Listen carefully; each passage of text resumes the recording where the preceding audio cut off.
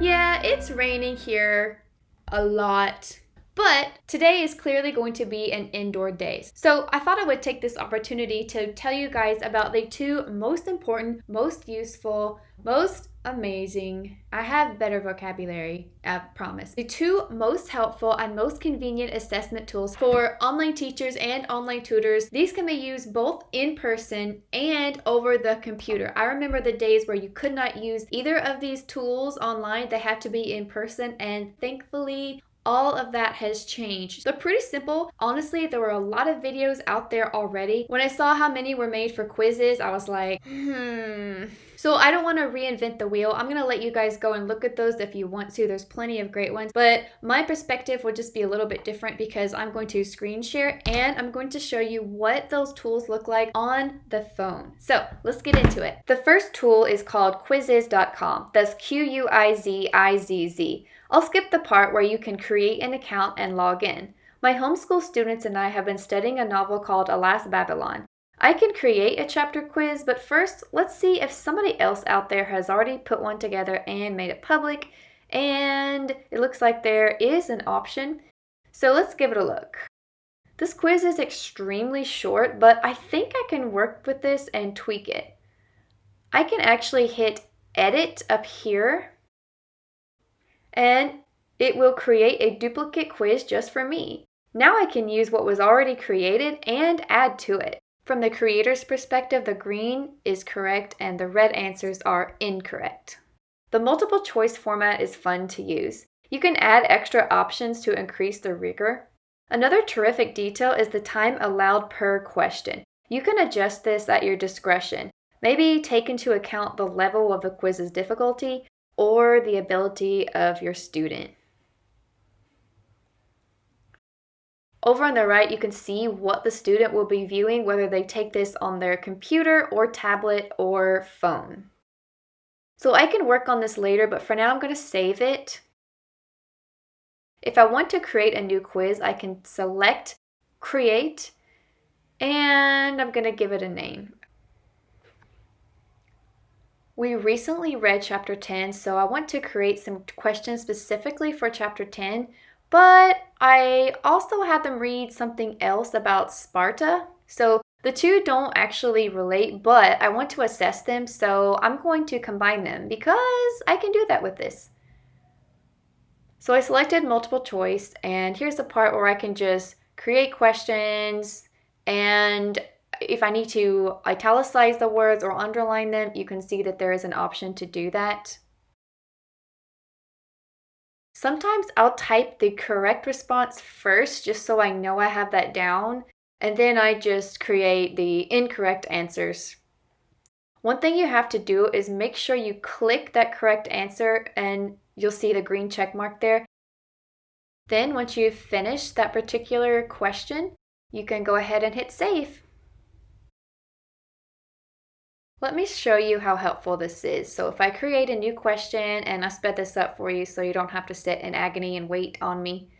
If you create a question, and let's say you're in a hurry, you select how long you want the question to last, and you hit save. Oh look, it'll warn you, hey, you haven't selected the right answer. So you won't be stuck with those accidental blank responses. You'll be able to go back, select the correct response, hit save, and move on. What if you want a different type of question, like a checkbox?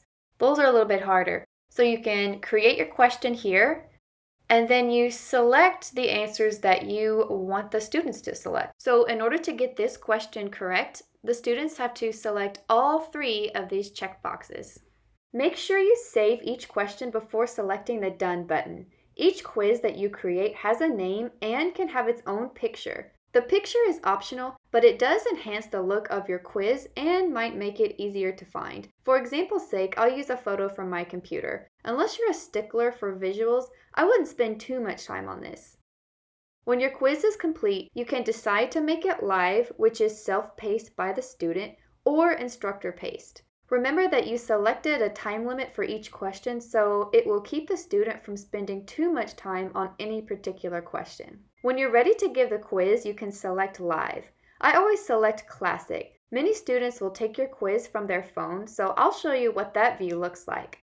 When you select Live Quiz, Quizizz will immediately generate a temporary code that students will use to gain access to your particular quiz. You can screen share this code, text it, send it through chat, or tell it to them verbally. If you're teaching or tutoring in person, you may write it on a whiteboard. It's up to you. Students can enter their name.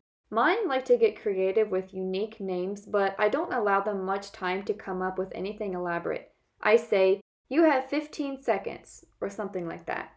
When students are officially in, the teacher can start the quiz. We're about to see how my two homeschool students did on their novel and historical reading. I'm not sure how this is going to go. I love that Quizizz tracks progress by question. There are no secrets here. You know when somebody scored points or when they missed. A pleasant musical track plays in the background, but you can disable it as it can be distracting.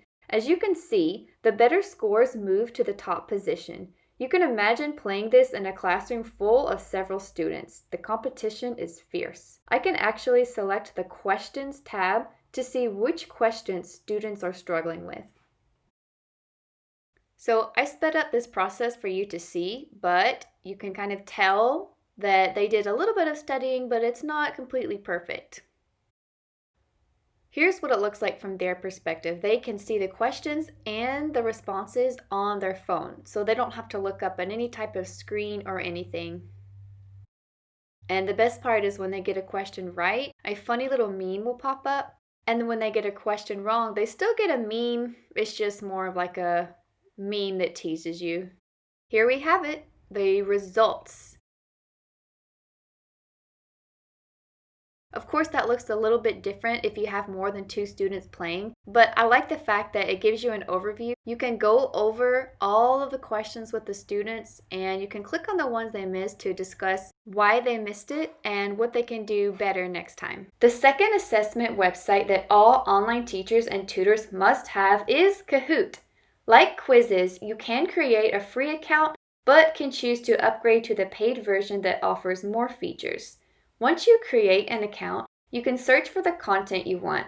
One of my students is reading Jerry Spinelli's Maniac McGee. This novel has been around for years, so there is plenty of quiz material already created. It's convenient to find a quiz that is already made, but please be sure to look over it carefully for typos and other mistakes. Some content has been created by students, so go over it thoroughly. If you like a quiz and want to assign it to your student for homework or for an upcoming tutoring session, you can click Assign, pick the date, pick the time, choose whether or not to change the order of questions, and click Create. Like Quizizz, Kahoot will assign a code, aka game pin, to your quiz.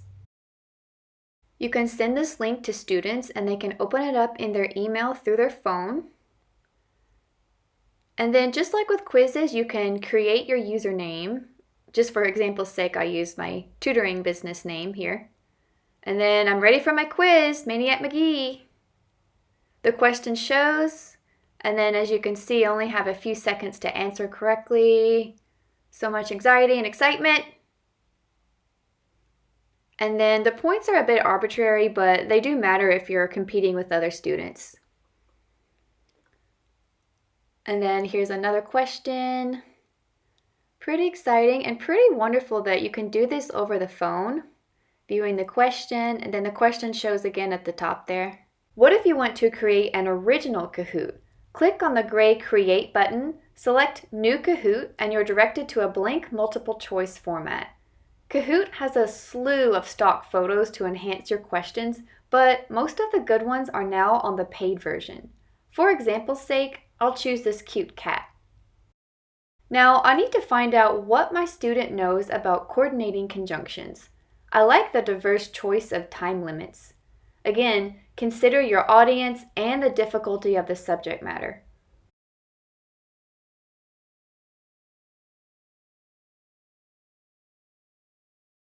Wait a minute though. Did I select a correct answer? Nope, but Kahoot helped me out. You can also select a different style of question. You may love or hate true-false questions. However you feel, they're here if you want them. You can also embed a video into a question to assist or challenge students with interesting content. If you create videos on YouTube or if you find one that you like, select it and paste it into the box.